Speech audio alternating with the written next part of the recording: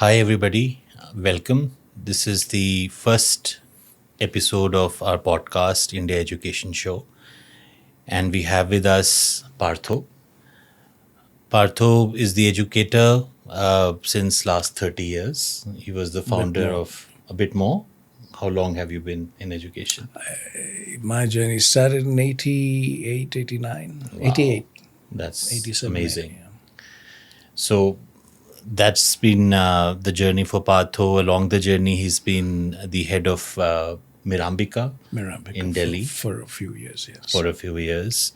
And then he's authored many books on education and other topics, one of them being integral education, and other books on spiritual pursuits. Yes. How would you? Sanatan Dharma, Vedanta. Right. So we are going to have a conversation with Partho on some of the relevant topics that we see or face as parents, as school owners, as teachers. So, Partho, I would like to ask you one of the important questions that we all grapple with. Many of us in our adult lives tend to do things which we realize we may not love. We find ourselves occupied in vocations that perhaps are not out of choice or out of our true talents or interests. There is a lack of synchronization that we feel. And when we look back to our growing up years, there were certain factors which governed that. How do we make sure that the current generation of students or our own children, we are not making the same mistakes and setting them up on paths that we have decided rather than what is aligned with them? Yeah, so Manu, your question will take us a bit beyond the simple question of a child's choice of what he or she wants to do in life. This will necessarily take us back to the entire framework within which schooling and education and parenting in our country take place. Of course. There's a whole framework in which these things are Oh, taking there is. place. And that framework is I call it, to begin with, utilitarian framework, where the individual child is not really seen as an individual, but is seen as more of a social component, someone whose whole purpose of life is to be useful to society. Economically useful. Economically and useful, socially socially useful. useful. Yeah. So the framework within which let's call it the utilitarian framework within which schooling, on the whole, is happening, is not too well disposed to letting the child decide his or her own course of being and course of work in life. Right from the moment the child steps into the schooling system, he or she is directed in a particular direction. He or she is set on a particular path. By the parents, by the system. school environment, by the teachers. See, I say system because it's a bit of a more of a system thing here. It's because the parents and the teachers are very much part of that system. The system that governs and sustains schooling itself. And parenting, to my mind, more or less is a subset of the schooling. It's not an independent thing that's happening. Yes, I mean, there two It happen very much is simultaneously. subservient to the schooling system, and the schooling system is subservient to the overall socio-economic system, which I'm calling the utilitarian framework. To put it simply, utilitarianism would mean how can the child be fit in How can he or she be useful, of utility? economically and socially? What can Socioeconomically, the yes. system get out of the child by educating the child, as opposed to what would the child Yeah. independently Yeah. love to do? So there's not even a question there of how the child can be useful. It's already determined. These things are already determined. The child is useful to society if that child serves the cause of society, which is to keep the wheel running. And this is a socioeconomic wheel. It's a wheel being fed by industrialism, by capitalism, which means products and profits.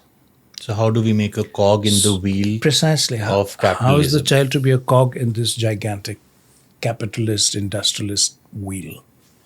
So, how does the child serve the capitalist, industrialist agenda? This is almost like seeing a child as a human resource, even when he's 4 years It is, old. see, I mean, A what future human resource what else for is a it? I mean, the moment you make organization. you take a 3-year-old or a 5-year-old and make him or her sit in your classroom and tell him or her what he or she has to learn, and not only what he or she has to learn, but how he or she has to learn. What else are you expecting of the child but to serve an external purpose? Now that you put it like this, it's quite, I would say, a little bit. It can be a shocking realization to It is. see that when, in our current generation, where we have striven hard to break out of the trap of only survival through our basic needs, uh, to wish the same upon our children, that you are just fit into the society, fit into the economy. Yeah, What can you fit do? in is the right phrase. So because if you take the utilitarian framework, then you can very easily see the preconditions of standardization and conformity. Because these are the two requisites. Do I hear a bit of the perspective on the Macaulian education residue on which the Indian education system stands upon? Yes. Except there, if you go that way, then the agenda is not just industrial capitalist; it's also imperialist, Yes. and that's true. The Indian schooling system was very clearly designed to serve an imperialist industrialist agenda. So there you had the imperialism as an important overall purpose. And so we're talking two things. One is how the education system generally is utilitarian in nature. And then about the Indian scenario, we're also adding the point that the colonial, foundation has been post-colonial in the beginning. yeah. And So maybe now, it served a colonial, imperialist colonial purpose of serving the British Empire in India at that time. and what does it mean for me as a parent? Today the What do I imperialism see? thing is not there, though what we call the post-colonial mindset very much exists. We may have won our so-called political freedom in 47, but a psychological, intellectual freedom, maybe just about beginning to touch on that. I mean, all these years, it has been a post-colonial mindset. So that is another area that we as parents should be aware of. Very much. Yeah, We so as that parents, we can yes, break very away much. from it. If you could just shed a bit more light on that. So as a parent, we first, you yourself said it in so many words, a parent has to break away from it. So if we are talking about a post-colonial mindset, or as many people refer to it as colonization of the mind, that's going on in the parents. And that's the reason it's being allowed to go on with the children the way it is, unchecked and unquestioned. So how do I see myself? So the or parent has to break out of this mindset first. how do I become aware? I mean, a parent with a post-colonial mindset will have what? So Would think like it's how? not just post-colonial mindset. It's post-colonial mindset. It's the utilitarian mindset. Yes. It's the capitalistic mindset. Yes. So you see, it's a mindset within a mindset within a mindset. So before I can think about my child and the environment and what he makes of himself, first I become aware of what is my own mindset. Yes, and how we as parents have become what we have become. See, we didn't have a choice either. We didn't have a choice now. In fact, for that matter, neither did our parents. So Because nobody of really limited had a resources, choice. you mean? Not because just of limited, coming out the of our mindset independence. itself, the framework within which we have been functioning. It hasn't allowed us freedom of choice, or even more fundamentally, freedom of being. Yes. For that, you have to go way further back to the Gurukul times, where freedom of being and freedom of choice was so important. In most Gurukul systems, the most important thing was freedom of being, and therefore freedom of becoming. But we lost that way back. Hundreds of years ago, with the I mean, waves of imperial but colonialism. see, history is history. I mean, you cannot Yes, that's true. undo history or the processes of history. But the tragedy, the real tragedy, has been that even after our independence, the thing has continued, has been allowed to continue. And this is, even today, when we have a government that is definitely a government that understands the true Bharatiya values, the values and the consciousness of a true Bharatiya civilization and culture. Even today, our education system has not changed at all. I mean, there's cosmetic changes, beginnings of a cosmetic change. Then we have to go much deeper down with these changes. We have to address the radical, the root issues of this whole thing. It's not happening. So are you saying that Our schools are still continuing the way they were. I mean, if you go into the schools, you come out pretty depressed yes, because they're just factories. It's extension of the industrial system. so you're saying that many of us are not doing what we absolutely love to do in our careers. The root of this can be traced. No, that's a different question. I mean, I'm aware that's the question you started with. Then we digressed a bit, which perhaps is needed Yes, to understand gives this whole us the question context. of Absolutely. choosing what one wants to do. The most important thing behind the choice of what you would like to do, follow your true interests in life, is first of all to know what your true interest is. Do you think our schooling gives us that? Brings us in touch with our true interests, our true passions, our true loves? Because why not? That's important to understand, because from the moment you set foot in the classroom, you're expected to conform To a structure, system, a rigid structure, to a predefined system, framework, rigid, predefined more or guidelines. less. Yeah, but there's a system there. There is a system. And you have to follow the system. You have to fit into the system, which Yes. means conformity. And not fitting in used to be punished Non-conform. harshly. Yes, it still is.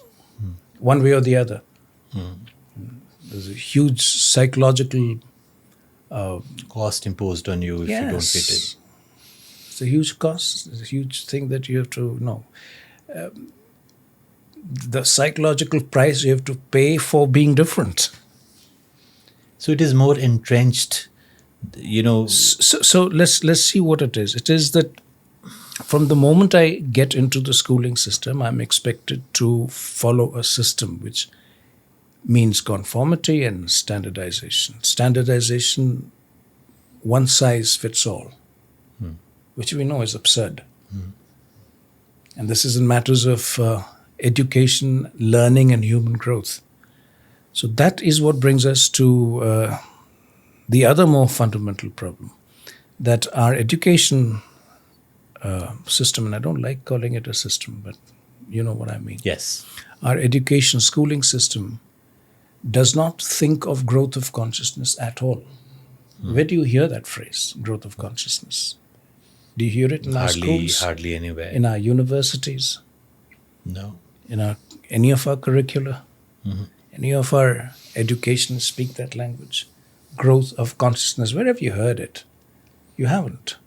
Is that what is required to break out of, on one hand, we've got a rigid system. So I'll make it simpler, Manu. Simple question. What is the purpose of learning at all? What is the purpose of... a deeper question is, what is the purpose of human life? Growth. Without and going into the intricacies of philosophy, is it growth and Knowing evolution, more or is today than it what I knew yesterday. maintaining the status quo? I mean, I would say growth. Yes, but utilitarianism is maintaining the status quo. You can't upset this Understand. apple cart. Yes. Because you have to maintain the system. You cannot be anti-establishment. So you're making a subtle point. You're saying if we Yes. believe in to stay on the path of economic productivity as a criteria to fit into the socio-economic milieu later, then having a clearly defined structure and guideline perhaps is okay. So it's not even economic productivity. It is more utilitarian than that. Yes, It is, I was just, I make the goods which you have to buy. That is the bottom line. Makes it sound very So transactional. I have to educate you in such a way that you buy all the things that you don't need, or that you need very little of. Wow, yeah. So I have to educate you. I have to train you, condition you in a way that you buy the kind of things that I make, and not just things, services, that you buy into my story, my narrative, that I tell you whether you're good looking or not, that I tell you whether you're of the right weight or not, that I tell you whether you have the right blood pressure and the right sugar content in your blood or not. I tell you everything. And I make you feel diseased at the end of the day so that you buy my medicines. Well, this is exactly And you, what's at the end of the happening. day, you make me rich. It's like you're talking So about that social I media. have that kind of wealth to waste.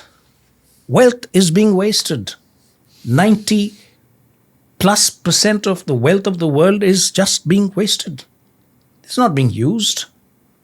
Even you use wealth, you use it for general welfare. You use it for universal well-being. Where is that happening? Less than 1% of the human population is getting richer and richer by the day. So We have to train and educate our children in such a way that they serve that agenda of that 1% of the human population. So this is very deep-rooted systemic It is. question for me to just ask. How And can parents we have haven't asked that children question. who will do what they love to do? I am literally taking on the system and questioning the system as it exists. Yes, you're So it's taking on a very old, very established, very deep-rooted system, and there's nothing you can do about that system. because the system is more interested in creating students or children who will buy more, consume Which will more. first and foremost, please remember this, first and foremost, buy into their narrative. Without that, nothing else is possible. If I don't buy into your capitalist narrative, I won't do a thing to sustain it. Yes. Tomorrow I'll give up your corporate world and I'll farm. Yeah. Stop And serving. then what will you do? The And capitalist I'll farm for interests. myself and my friends and family. I won't sell it to your markets. So I won't need to use your fertilizers. I won't Right. need to use your insecticides and this side and that side. No. I won't need to compete for selling my produce in your market. I will grow it for myself, my community, immediate community. And we'll all prosper and have healthy food for I a understand. change. Yes. But do you let me do that? You don't. And do I want to do that? I don't want to do that because I don't think that way. Because I have been schooled for me, getting a cushy, comfortable job in a corporate machinery, which is soul killing, Which many of us have soul destroying experienced. corporate machinery. I have been trained to not only glorify it as the ideal of this life, but if I don't become part of it, I feel inferior. I feel I have, what have I done in life? Look at my friends. They have high paying corporate jobs. It's a different story that they would be probably in pathetic health Yes. and totally stressed out of their skins. Yes. I don't see that because again, you, the capitalist, doesn't want me to see it. It covers it up in false glamour. And again, schooling ensures that I get taken in by the false glamour. Do you see how it goes and how deep I it see. goes? It's Thank insidious, you. sir. Yeah, this is quite becoming clear that the answer to the question Yes. that we began with, the first point to pause and think is about Yes. the need to understand the system as it is and how And- it is geared Yes. against the very point that I'm questioning, that And then- how do I ensure my yes. child's happiness? So you said and it's very freedom? important to understand the system. I agree. Yes. But there's a deeper thing to it. It's also very important to understand how deep the system has gone into us. We are in the gone system in- all the time. We And the system, open the and phone the system is in and- us all the time, which is more dangerous than we being in. We can walk out of the system. Will the system walk out of us? No. The system is inside us. So every time my Which child is parent- on the which parent, smartphone, Manu, he's in the yes, system. Which parent in his or her right mind will ask his or her child, how much have you scored today? Which right thinking parent will do that? Scored? How much you've scored today? So what have you learned today? Is that a question to ask at the end of the day? What you have learned today? Is that what we understand of learning? That you can quantify learning at the end of the day. What will the child say? Oh, today I've learned the 26 letters of the English alphabet. Wow, big thing achieved. So then what is the question we should be asking as parents? Do you feel happy? Are you feeling happy today? At the end of the day, my child. A question we never ask. So what did you enjoy with your friends? Did you jump high today? Did you climb a tree? Did you play with a pup? Questions we don't ask. Did you jump into the water? Did you roll about in the mud? Did you go out for a run? About the don't- experience of emotions of my child as Yes, opposed I to mean- the utilitarian. Did you get angry today at Approach. anyone? Did love come to you? Were you generous? It's almost like I am then also a part of the system when I Yes. ask the child about my, the my scores. friend wanted to have my samosa that you packed for me. So how did you feel? Did you feel like sharing with your friend? Not really. Why? Why do you not feel sharing with you? You can have hundreds of those samosas once you come home. So what happens when you ask a question like that? The focus shifts to emotions and qualities and state of your being. That generosity is something to be thought about. That why don't I want to share my samosa as something important in life? So that tomorrow I can share my wealth, I can share my resources, I can share my knowledge, because when I'm a kid, I've learned to share my cake or my samosa. But no, what is the question you asked me? Did I get 8 out of 10? 9 out of 10? Is that what life is all about? So we live, true to the capitalist tradition, capitalist utilitarian tradition, we live a quantified life.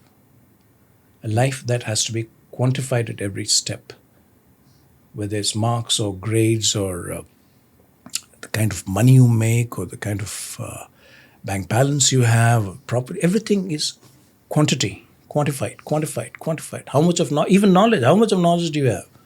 How on earth do you measure knowledge? Only in terms of facts and figures? Can you measure understanding? You can't measure understanding. So as a Can you parent, measure wisdom? you can't. So that is the problem with us. That is what our schooling is. So now you tell me, how is a child to do what he or she loves to do? How many of us parents are doing what we love to do? That was my starting question. That if I am not necessarily doing what I love, how do I make sure I don't make the same Yes. mistake with my child? So I think you've answered your question by starting off with doing what I would love to do. And this is a question that takes us to our traditional Gurukul education, which is realizing what in Sanskrit we call swabhava. Swabhava is the essential quality of who and what you are. The essence of your being. That which manifests in your life, in your mind, in your body, that is your swabhav. To be in touch with that swabhav, to know that swabhav, to honor that swabhav, to want to express that swabhav. Then I will do what I love doing. But if I have no idea about my swabhav, neither I, nor my teachers, nor my parents, no one has an idea of the swabhav. So how do you expect anything to work out? So when I say a statement like to love what you do, in our ancient culture, our traditions, our heritage, our Vedas, it is really the swabhav that I am inquiring towards. And- How do I know the yes. swabhav of my child? And with that knowledge, can I also understand my own swabhav? Am I Or the other gathering way this around. correctly? If I know my swabhav, then I'll help my child to find his or her swabhav. Right. So in our Gurukul system, the teachers used to tell the pupils, do everything and learn to enjoy everything that you're doing. Before it came to do what you love doing, it was always learn to love whatever you're doing. Very interesting. And Then I learn to love expose everything myself. that you're doing. Don't just do this. Oh, I'm very good with numbers. Fine, you're good with numbers. Enjoy that. But also work with materials, which are not abstract like numbers. And I'm very good material. Then you work with numbers. I'm good with mathematics. Work with poetry. I'm very good with poetry. Work with numbers. And why was this done? 2 or 3 reasons. One, it would expand your faculties and capacities. Give me more spectrum of It will experiences. expand your being. 2, it will expand the range of your interests. In our ancient education system, we had a very important word, which again is forgotten today, rasa. Yes. Our children were taught to experience the rasa of existence in every aspect of existence, not only this, only that. The rasa of all experience. How would that come to you? By doing everything. By solving mental Variety of puzzles, by experiences. building sandcastles, by building boats and rowing them, by running, by learning how to do archery, by martial arts, music, dance. The more you do, the more you learn, the more your being expands, the more rasa you find in life. And then our teachers, our acharyas of old, used to say, when you begin to enjoy doing everything, then you find something which you enjoy more than everything Right. else. Something Absolutely. to which you give your whole being to. Is that sense of devotion that, every true genius in his or her field has been a devotee of that field. Has it struck you? A great Now that you say it, scientist yes. is a devotee of science. Devotee, Yes. not a student of science. Yes. Every master of dance is a devotee of dance. You should hear these people speak of their vocations and passions. They would speak like a devotee. They would go into ecstasy speaking of what they do. So they give their whole self to it. Because the whole beings are in it. And then such a person comes and teaches the young ones. Imagine what's going to happen. So that is how Swabhav develops. That is how you begin to see what you're really passionate about. And then that training is given to you in doing what you're really passionate about. So by the time you pass out of the education system, in our times it used to be at the age of 25, around that, when you would transit from brahmacharya to grihast. By then you had become a master of your profession, of your interest, of your field of study. You would emerge from the Gurukul as a master. And that is on which your life as a grihast would be based. think of that. Think how rich that system is. Sounds And compared to very that, inspiring see how pathetic and narrow. and narrow and poor our system is. Poverty of consciousness. Where does it come from? Schooling. Today, look at our society, our cultures. Poverty everywhere. In spite of the fact that, quantitatively speaking, if you think of wealth generation, we are pretty much well off today than we were so many. Of course we are. Yeah. But look at our consciousness. It's the opposite. Poverty of consciousness everywhere. That's why our poor devils keep talking about the device and their children. Oh, I can't get my child out of his or her fixation with device. Of course not. I mean, with that kind of poverty, what do you expect the children to? Where do you expect them to go? When you say the poverty of consciousness, prior to that, you're saying giving the child an opportunity to engage his physical, his mental, his emotional, his spiritual, giving him a wide variety of experiences to Yes. engage the whole child. Yes. Without dictating the experiences, without predetermining the experiences. That's very important. This is how it should be to begin with. Yes. Whereas currently we are having a very narrow utilitarian. Yes. How can the child fit in? How can he become a productive resource tomorrow? What does he need to know? And how can I make sure that he grows up and consumes more of the goods and services? That sounds very, very narrow compared to the holistic Right. learning experience that both as parents and as a school we should be enabling for Yes. the child. One of my most depressing experiences when I used to work with children and we were doing physics one day and we were talking about gravity, just to give you an example. And I wanted them to go to the depths of the subject, really go deep. And they said that we don't have to and we can't. Why? Because these are not the questions they're going to ask in the exam. So please don't go there. They stopped me from going to the depths of a subject because the exams wouldn't ask. I just need to score well, and if I don't need this to score So well, why are you should I taking waste us? my Why are you time? wasting our time? So I don't want to engage all my being into this. Yeah, I just think that was one need to day. score. I still recall that was the day I probably decided inwardly not to teach again, not in this system where you have boards and board exams. Right. So that's the truth, unfortunate truth. On that note, Partho, I would like to thank you for the session today. I think some key takeaways are there to answer the question of, how to make sure that the student or the child is doing what they love. The answer is not, there are layers to that answer. There are layers, yes. The first is understanding that we are all part of a certain system, which you helped us understand. And secondly is that what we need to enable is the ability and the opportunity to experience a wide range of learning experiences across the various parts of the child and set him on the path to ultimately understand his or her own swabhav. Yes. So perhaps next time we can speak a bit more on that aspect. Sure, absolutely. Yes.